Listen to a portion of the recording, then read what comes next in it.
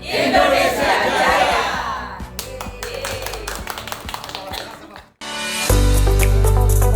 Himpunan Pengusaha Pribumi Indonesia (HIPI) Provinsi Bali menyambut positif kebaya telah sah diakui dan ditetapkan sebagai warisan budaya tak benda oleh UNESCO pada 4 Desember 2024. Sinergi kolaborasi juga terus dijalin HIPI Bali untuk menangkap peluang ekonomi kreatif dari kebaya pasca penetapan dari UNESCO tersebut.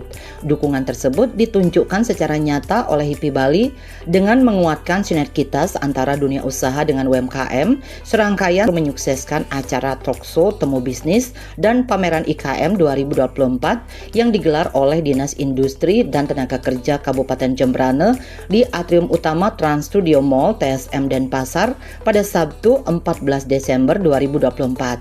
Acara ini dimeriahkan fashion show berkebaya dari Perempuan Berkebaya Indonesia PBI Bali bersinergi dengan HIPI Bali, Dharma Wanita Persatuan LL Dikti Wilayah 8 Bali NTB, Jegek Undiknas Perempuan Ikatan Cendekiawan Muslim Indonesia ICMI Bali, dan tim Sinergi. Fashion show berkebaya yang berlangsung meriah ini mengangkat tema Parade Kebaya Indonesia. Kebaya Indonesia sudah tercatat di UNESCO sebagai warisan budaya tak benda. Kebaya kita Indonesia banget, kebaya anti ribet. Para peserta tampak anggun berlenggak-lenggok di atas panggung mengenakan kebaya kebanggaan mereka yang menunjukkan identitas jati diri perempuan Indonesia.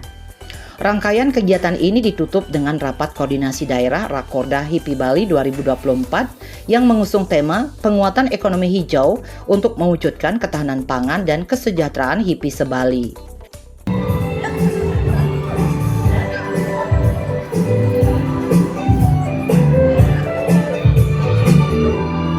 Dan inilah Bapak Ibu pesona kebaya yang sangat mempesona. Yang mana kebaya pada saat sekarang ini atau di pasar ini bisa dihadirkan dengan berbagai macam model, berbagai macam gaya, dan berbagai macam kesempatan yang ada.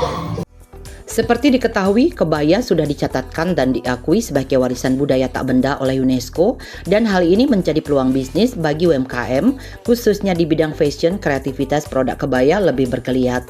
HIPI Bali mendorong peluang bisnis kebaya ini ditangkap oleh UMKM dan anggota HIPI di Pulau Dewata khususnya dengan menguatkan sinergi dengan berbagai pihak.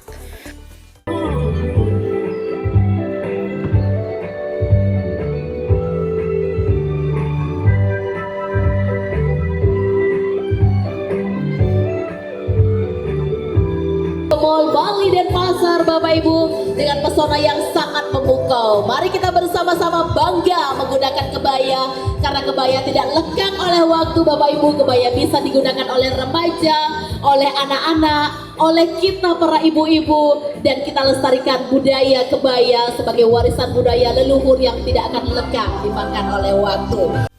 Di sisi lain, talkshow temu bisnis dan pameran IKM 2024 bertema warisan leluhur, kreasi masa kini yang digelar oleh Dinas Industri dan Tenaga Kerja Kabupaten Jembrane ini menjadi ajang strategis untuk membahas kolaborasi, pemberdayaan, dan sinergi dalam pengembangan ekonomi lokal.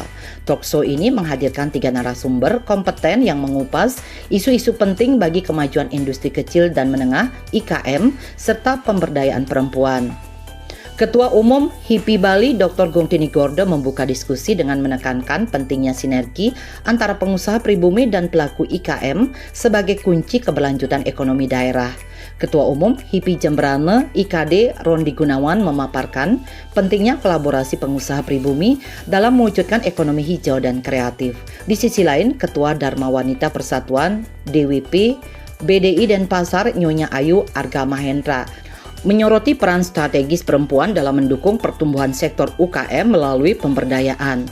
Talkshow ini menjadi momentum penting bagi para pelaku usaha IKM untuk memperkuat kolaborasi dan menciptakan ekosistem usaha yang lebih inklusif, berkelanjutan, dan kompetitif.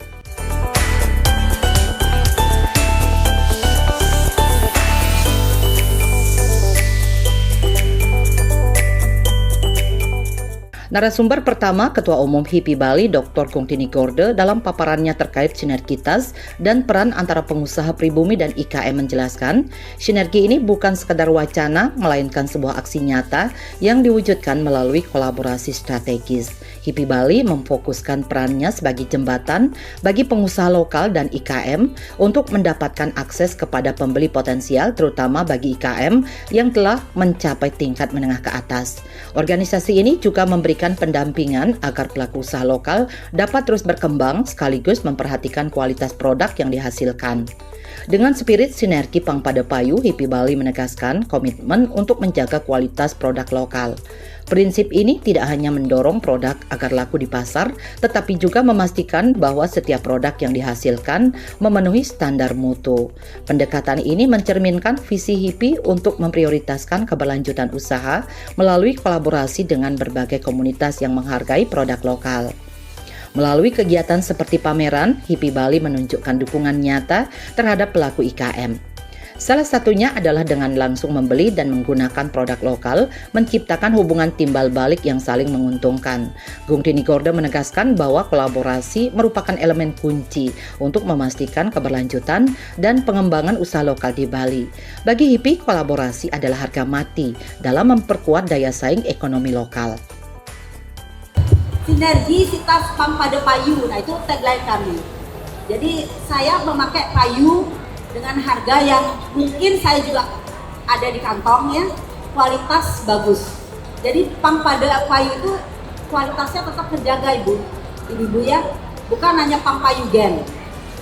Megarus itu jangan kata Megarus lagi para UMKM. Jadi karena produk kita adalah berkualitas, berkolaborasilah dengan komunitas-komunitas yang memang menghargai produk dari UKM itu sendiri. Hari ini kita langsung pakai, langsung belanja, ya langsung, ya sudah happy kita memakai. Jadi Pangpada Payu kita juga cantik, ya UKM juga senang. Jadi keberlanjutan ini yang dikatakan sinergisitas. Jadi sinergisitas bukan untuk hari ini saja, tetapi keberlanjutan. Karena sinergisitas dan kolaborasi bagi kami di HIPI itu harga mati. Nggak bisa, karena kita nggak bisa tanpa berkolaborasi. Narasumber kedua, IKD Rondi Gunawan, yang juga merupakan Ketua Umum HIPI Jembrane, dalam paparannya menyoroti pentingnya sinergi dan kolaborasi antara seluruh pemangku kepentingan untuk mendukung keberlanjutan UMKM. Menurutnya, sinergitas ini mencakup kerjasama antara pemerintah, pelaku usaha, dan masyarakat untuk memastikan UMKM tetap bertahan dan mampu berperan sebagai tulang punggung perekonomian, baik di tingkat lokal maupun nasional, sehingga UMKM bisa naik kelas. Sebagai bagian dari visi HIPI menuju Indonesia Emas 2045, fokus organisasi adalah memperkuat peran strategis pengusaha lokal sehingga UMKM dapat semakin berdaya saing di tingkat global. Dengan demikian, UMKM tidak hanya menjadi penggerak ekonomi nasional, tetapi juga menjadi duta produk unggulan Indonesia di kancah dunia. Jadi, kalau tidak salah saat ini di Indonesia ada 66 juta UMKM. Dengan tingkat pertumbuhan 1,5% kalau tidak salah, dan itu sudah sangat luar biasa. Jadi bagaimana kedepannya biar UMKM ini terus bertumbuh dan berkembang sehingga menjadi salah satu tulang punggung daripada perekonomian bangsa Indonesia, sesuai dengan misi daripada HIPI sendiri, bagaimana memposisikan diri pengusaha pribumi agar bisa berperan strategis dalam menuju Indonesia Emas 2045. Narasumber ketiga, Ketua Dharma Wanita Persatuan Balai Diklat Industri BDI Denpasar, Nyonya Ayu Arga Mahendra, menyoroti pentingnya pemberdayaan perempuan dalam sektor UMKM yang semakin signifikan dan berperan strategis dalam perekonomian. Data menunjukkan bahwa 64,5% UMKM di Indonesia dikelola oleh perempuan, yang tentunya memberikan kontribusi signifikan untuk produk domestik bruto PDB nasional di sektor UMKM. Di sisi lain, era digitalisasi juga disebut menjadi peluang besar bagi perempuan pelaku UMKM. Dengan memanfaatkan media sosial sebagai platform pemasaran, perempuan mampu menjangkau pasar lebih luas melalui konten kreatif seperti video promosi. Pendekatan soft selling yang efektif ini dinilai dapat dilakukan dengan anggaran minimal, cukup bermodalkan kuota internet. Bapak Ibu, mungkin sekarang ini kita terbantu oleh era digitalisasi di mana semua bisa menjual, ya. Bapak Ibu mungkin familiar dengan affiliator atau content creator, digital creator. Nah, dari situ kita bisa melihat banyak sekali selebgram, model-model, ya. Dia bikin konten, OOTD, outfit check, gitu, seperti itu kan, pakai sounds viral, terus juga dari head to toe, pakai produk-produk yang mau dia jual, ya, shirt, gown, accessories, gitu. Dan kita tidak sadar, kita tonton video itu dari awal sampai akhir, kita menikmati dan tanpa sadar itu adalah soft selling. Kita menjual secara halus dengan budget yang sangat minimal, bahkan hanya bermodalkan kuota. Acara talkshow ini juga mendapat apresiasi dari sejumlah peserta yang secara aktif bertanya ke para narasumber. Pertanyaan sesungguhnya bagaimana UMKM ini sebagai salah satu alternatif bagi masyarakat selain association ini mereka bisa mendesain, mereka bisa melakukan harga dan perkenalan. Saya Cinta dari Insinyur 2015. Di sini bertanya bagaimana tips untuk Gen Z yang baru ingin mengembangkan usaha khususnya di bidang produk lokal baru. Nama saya Amanda dari Bogor.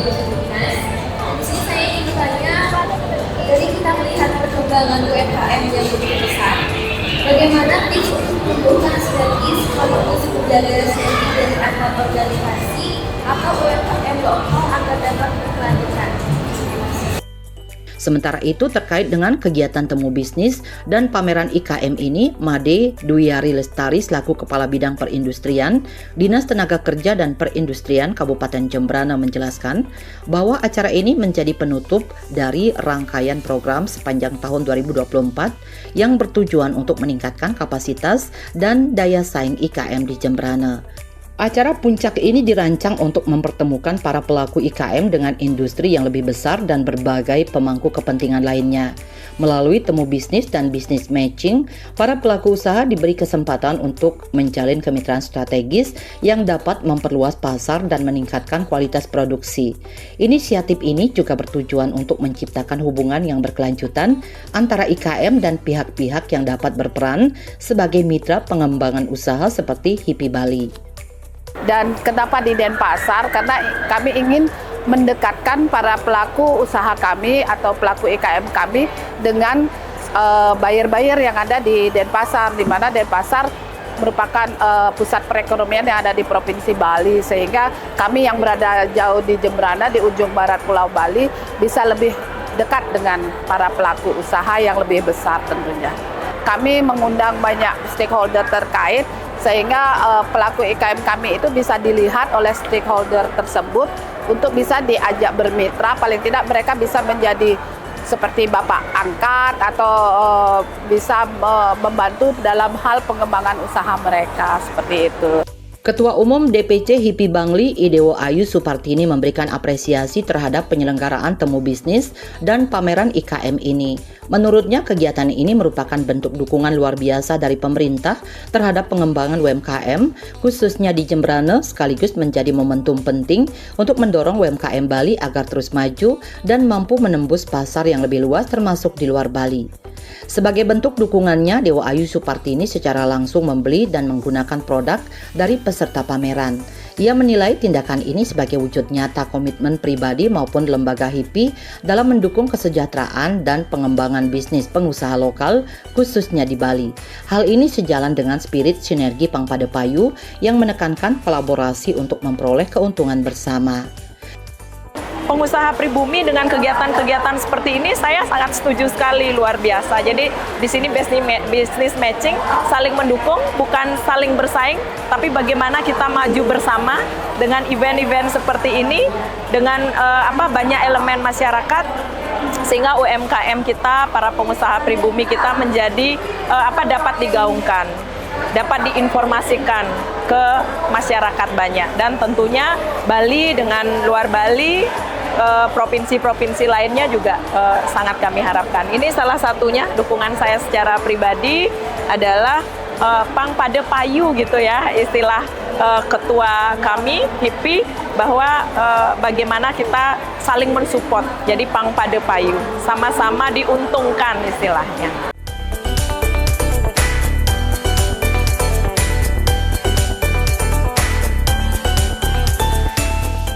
Kegiatan temu bisnis dan pameran IKM ini juga mendapat respon positif dari para pelaku usaha. Salah satunya adalah Nikomang Ani Astuti dari Ani Gallery yang mengungkapkan apresiasinya terhadap kesempatan memperkenalkan produk lokal khususnya kain tenun songket khas Jembrana melalui ajang ini.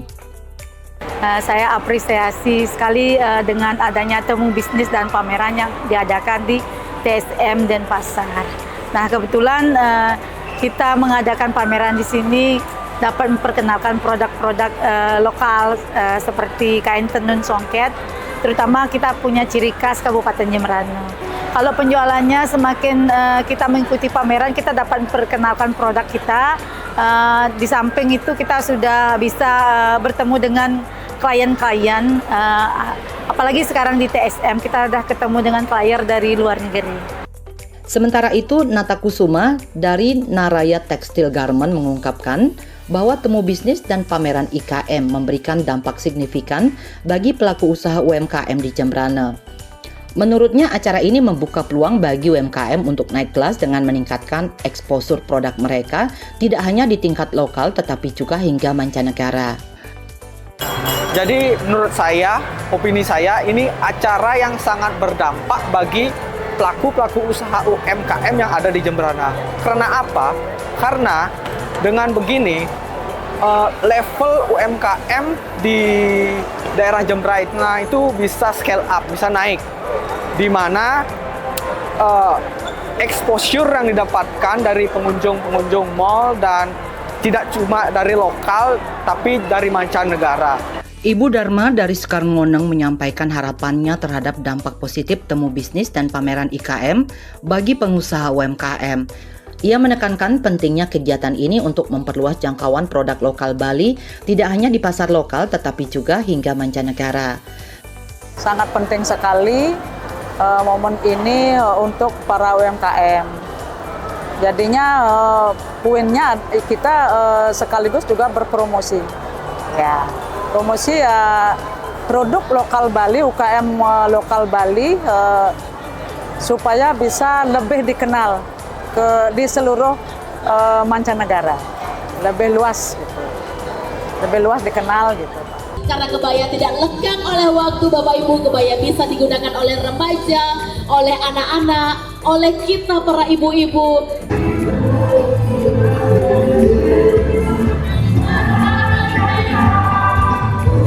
Kegiatan talkshow, temu bisnis, dan pameran IKM kali ini turut dimeriahkan fashion show berkebaya untuk merayakan momen bahagia setelah kebaya resmi ditetapkan sebagai warisan budaya tak benda oleh UNESCO pada 4 Desember 2024 lalu. Ketua Dharma Wanita Persatuan LL Dikti Wilayah 8 Bali NTB, I Gusti Ayu Ngurah Eva Intan Swandewi menyampaikan apresiasi atas pencapaian ini yang merupakan hasil kerja keras berbagai pihak khususnya perempuan berkebaya Indonesia PBI. Ia menegaskan bahwa pengakuan UNESCO ini memperkuat identitas kebaya sebagai milik bangsa Indonesia, sekaligus mengungguli klaim dari negara lain. Eva Intan juga berharap kebaya dapat semakin dikenal dan digunakan oleh generasi muda sebagai bagian dari pakaian sehari-hari dan simbol kebanggaan nasional. Akhirnya kerja kerasnya PBI selama ini dalam mensosialisasikan kebaya sebagai warisan budaya tak benda milik bangsa Indonesia sudah tercatatkan di UNESCO. Jadi akhirnya kita mengungguli bahwa memang betul bahwa kebaya memang milik bangsa Indonesia, bukan Malaysia ataupun Singapura seperti yang selama ini digaungkan sama mereka. Dan saya senang sekali bahwa kedepannya saya berharap perjuangan dari PBI dan kita semua itu sama-sama mensosialisasikan lagi kebaya untuk dipakai menjadi pakaian sehari-hari, di mana tidak hanya dipakai pada saat upacara keagamaan, terutama yang di Hindu, di Bali, tapi juga bisa dipakai untuk kegiatan beraktivitasnya sehari-hari, baik itu ke mall mungkin untuk anak-anak muda, tinggal bagaimana dipadu-padankan dengan bawahan yang membuat tidak ribet ataupun nyaman. Itu sih harapan saya bahwa generasi sekarang tidak hanya mengakui pakaian-pakaian luar untuk dipakai pakaiannya sehari-hari, tapi juga mulai melestarikan, ikut melestarikan kebaya untuk dipakai kegiatannya sehari-hari. Ketua Bidang Humas DPD Perempuan Berkebaya Indonesia, PBI Bali, Ana Agung Ayu Triyanatira menyambut gembira penetapan kebaya sebagai warisan budaya tak benda oleh UNESCO. Ia mengungkapkan bahwa pencapaian ini merupakan hasil dari kerja keras dan perjuangan bersama elemen-elemen perempuan yang berkomitmen untuk menjadikan kebaya sebagai warisan budaya tak benda. Pengakuan dari UNESCO ini bukanlah akhir dari perjuangan, melainkan awal dari upaya untuk terus mengembangkan dan memasyarakatkan kebaya dalam kehidupan sehari-hari. Perempuan Indonesia memiliki tanggung jawab untuk melestarikan dan menghargai budaya kebaya yang kini telah mendapat pengakuan dunia. Di Bali, kebaya telah menjadi bagian dari kehidupan sehari-hari, namun pengakuan UNESCO memberikan dimensi baru. Untuk itu, PBI Bali telah mengadakan berbagai kegiatan sosialisasi seperti kebaya Gustu Kampus dan diharapkan bisa meluas menjadi kebaya Gustu School dan bahkan kebaya Gustu Banjar. Tujuannya adalah untuk memperkenalkan kebaya sebagai warisan budaya yang patut dihargai oleh semua kalangan, terutama perempuan Bali. Triyanatira mengajak semua pihak untuk mencintai dan menggunakan kebaya sebagai wujud cinta pada budaya Indonesia, seperti mengenalkan kebaya kepada masyarakat luas agar semakin dihargai. Kalau di Bali sendiri, kebaya ini tentu bukan merupakan hal yang baru ya, karena memang budaya Bali yaitu mengenakan budaya adalah kebaya sehari-hari adalah hal yang sudah sangat lazim. Namun berkebaya yang ada kutu baru dan segala hal yang sudah dicatatkan di UNESCO itu harus kita sosialisasikan. Dan kita selama ini sudah mengadakan kegiatan untuk sosialisasi Gustu Kampus, kemudian akan segera ada Gustu School ya, juga Gustu Banjar barangkali karena memang perempuan Bali juga harus tahu bahwa apa yang dia kenakan selama ini itu adalah hal yang sudah dihargai oleh organisasi dunia yaitu UNESCO, bahwa kebaya merupakan warisan budaya. Jadi cintai kebaya Indonesia itu, cintai kebaya Bali, kebaya yang ada di seluruh Indonesia dengan cara menggunakannya, menghargainya, dan juga mengenalkannya dan mensosialisasikannya kepada seluruh rakyat.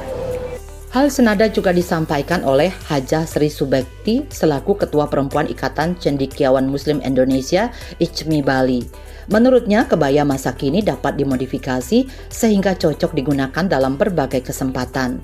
Selain sebagai simbol budaya, kebaya juga dapat memberikan dampak positif bagi perekonomian terutama untuk UMKM, di mana para penjahit dan desainer lokal dapat terus berinovasi menciptakan kebaya yang praktis dan sesuai dengan perkembangan zaman.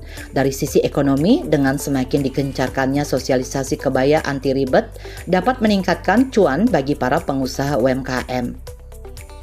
Kita bisa secara ekonomi bisa menaikkan ekonomi khususnya UMKM, di mana para penjahit, para desainer tingkat lokal bisa berinovasi terus mengadakan kebaya-kebaya yang pantas untuk dipergunakan sehari-hari tanpa ribet. Kebaya yang saya gunakan ini adalah kebaya jadul, tanpa apa-apa, murni polos, ya, jadul zaman dulu. Pun saat ini masih bisa kita pakai, tidak memalukan, tidak kalah dengan produk-produk luar, ya. Ini kebaya zaman dahulu yang sering digunakan oleh orang-orang tua kita zaman dahulu. Masih cantik kan kita berkebaya dengan kebaya jadul saya, dan diharapkan kebaya jadul ini bisa terus diinovasi dengan dipadukan dengan mungkin kain endek atau songket atau yang lain, sehingga atau batik, sehingga benar-benar kebaya ini bisa menaikkan nilai ekonomi.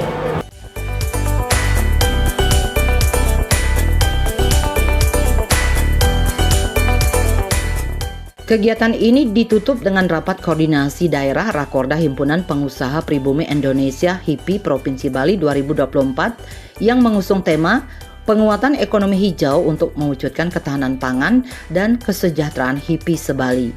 Ketua Umum HIPI Bali Gung Tini Gorda menjelaskan bahwa Rakorda ini dilaksanakan untuk menindaklanjuti hasil rapat kerja nasional Rakernas HIPI. Ia menekankan pentingnya mencari keunggulan dari setiap kabupaten dan kota di Bali dengan fokus pada ekonomi hijau yang semakin relevan dalam konteks saat ini.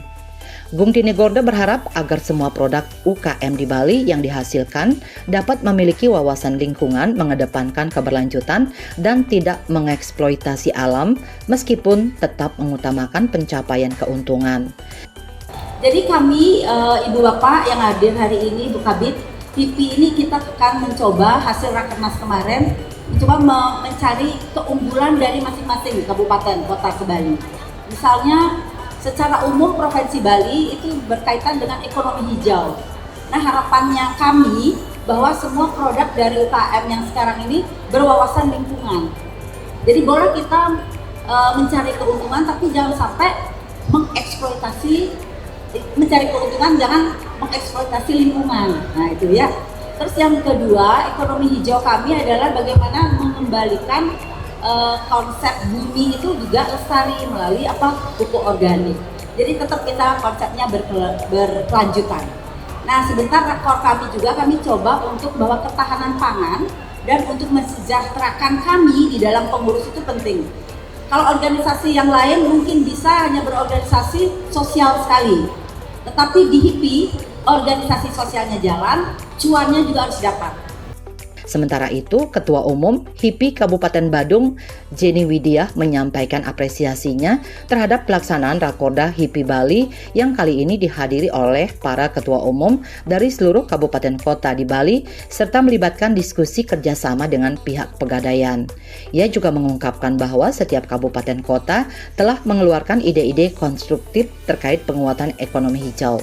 Ada sejumlah program unggulan yang dimiliki HIPI dalam mendukung ekonomi hijau, seperti produk beras pribumi, kopi, coklat, serta kolaborasi dengan petani muda dalam memanfaatkan pupuk organik Pornas untuk meningkatkan kualitas hasil pertanian.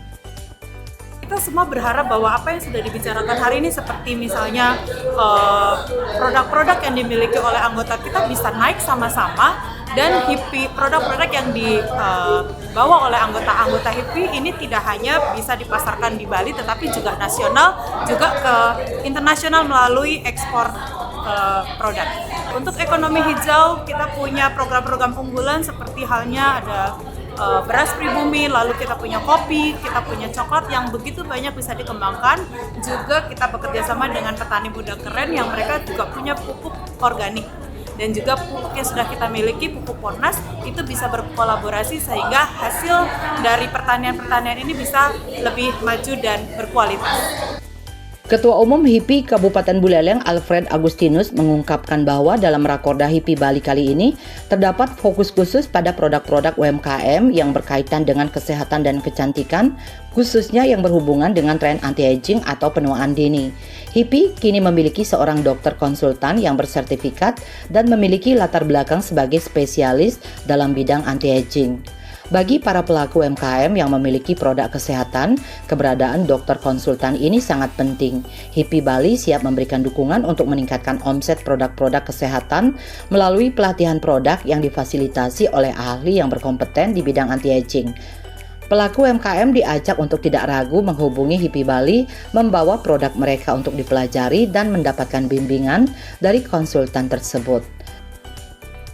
Kami di HIPI siap mendukung dalam rangka meningkatkan omset ya UMKM di produk-produk seperti kesehatan ini, dengan cara mengadakan training produk, ya.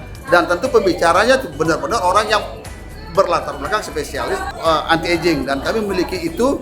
Jadi bagi teman-teman UKM hari ini ya yang punya produk, jangan ragu-ragu, segera hubungi HIPI Bali, dan kemudian bawa produk Anda, kemudian dipelajari oleh konsultan kami dan dokter kami, ya dokter spesial ini akan membantu Anda, ya. Jadi kami punya produk terbaru, training produk, membantu produk-produk UKM yang berhubungan agar bisa dikenal lebih luas dan tentunya meningkatkan omset. HIPI melahirkan satu produk, yaitu memiliki dokter konsultan khusus di bidang produk anti-aging. Saya kira itu yang bisa saya sampaikan. Terima kasih, semoga HIPI bisa berjaya untuk negeri dan khususnya di Bali. Melalui Rakorda ini, HIPI Bali telah melahirkan produk baru yang memberikan akses kepada pelaku UMKM untuk mendapatkan pelatihan dan dukungan dalam mengembangkan produk kesehatan dan kecantikan. HIPI Bali juga menegaskan komitmen visi organisasi ini mewujudkan Bali sebagai pusat ekonomi hijau. Temu Bisnis dan Pameran 2024, salam bahagia. HIPI berkarya, Indonesia Jaya. Bali 1 mengabarkan.